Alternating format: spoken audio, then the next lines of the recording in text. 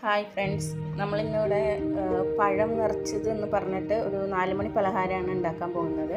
നമ്മൾ പഴം നന്നായിട്ട് കഴുകിയിട്ട് അതിൻ്റെ 2 വശം ചെത്തി കളഞ്ഞിട്ടുണ്ട്.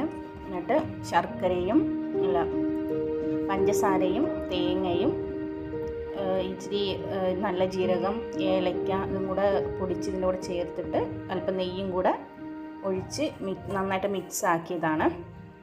ഇത് നമ്മൾ പഴം നടുവനെ ഇങ്ങനെ മുറിച്ചിട്ട് ഇതിൻ്റെ ഉള്ളിലേക്ക് ഈ തേങ്ങ മിക്സ് നമ്മൾ ചേർത്തിട്ട് ഇത് നന്നായിട്ട് കെട്ടണം. വെച്ച് കെട്ടിയിട്ട് നമ്മൾ ആവിയിൽ പുഴുങ്ങി കഴിക്കാൻ പോവാണ്.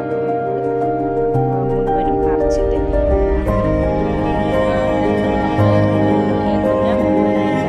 നിറച്ച് കഴിഞ്ഞ് ആവിയിലേക്ക് എടുക്കാം.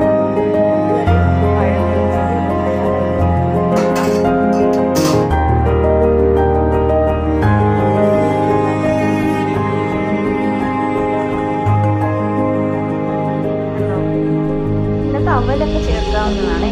എല്ലാവരും ഇത് ഉണ്ടാക്കി കഴിച്ച് നോക്കണം. 4 മണിക്ക് കുട്ടികളൊക്കെ സ്കൂൾ വിട്ട് വരുമ്പോഴൊക്കെ കഴിക്കാൻ പറ്റിയ